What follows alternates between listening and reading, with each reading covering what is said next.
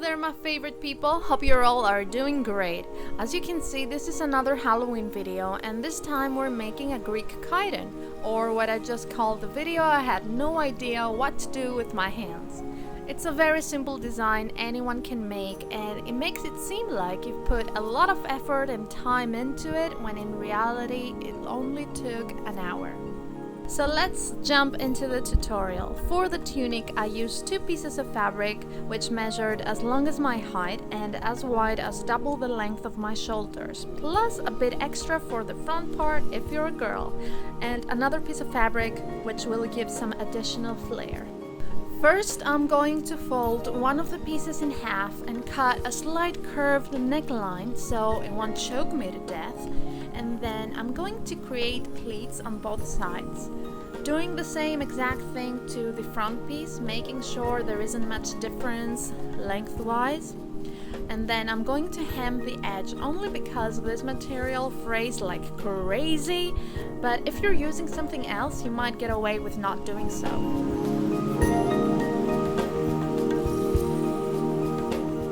Now we have to assemble the chiton by putting the good sides together and sewing just the outer parts, leaving enough space for your head to go through. I don't know if it shows, but I'm not so crazy about this type of satin. I thought it would look cool being matte on one side and shiny on the other, but now that I think about it, a plain bed seat wouldn't be such a bad idea after all. But hey, that's what we're here for, not only to show you what goes, but also what doesn't. If you want, you can stop here and it will be awesome, but I had to do a little hemming on the sides again. For the bottom, I couldn't bother with it, so to keep it from fraying, I burned the edges a little bit. Moving on, for that third piece, I'm folding it in half so I know where the middle part is, and I'm going to create some pleats that go diagonally on both sides. One friend of mine said that with all these pleats, it seems like we're making curtains. I don't know where they get that from. Last thing we have to do is to sew the banner part onto the tunic by matching the shoulder seams. And to finish it off, we're going to need some kind of belt. I'm using this olive gold decorative rope, which I cut a really long piece and burned the ends.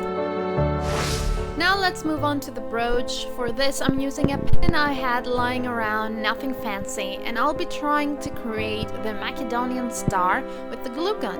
First by making a dot in the middle and then dragging lines to every direction basically.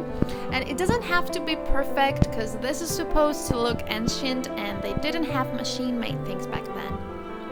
To make it look as if it was made from gold, I'm doing a coat or 2 of gold spray paint. And that's it.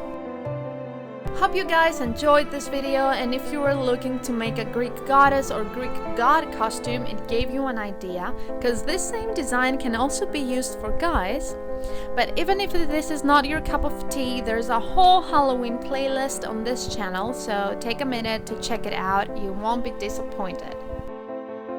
So thank you so much for watching this video. Please don't forget to give it a thumbs up if you liked it, and if you're new, go ahead and subscribe. It would mean the world to me, and I'll see you again next Friday with another video.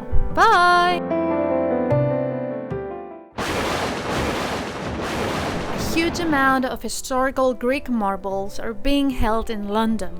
If you too think this isn't fair, please visit the site that's linked in the description, read the petition and vote for them to be returned back to Greece.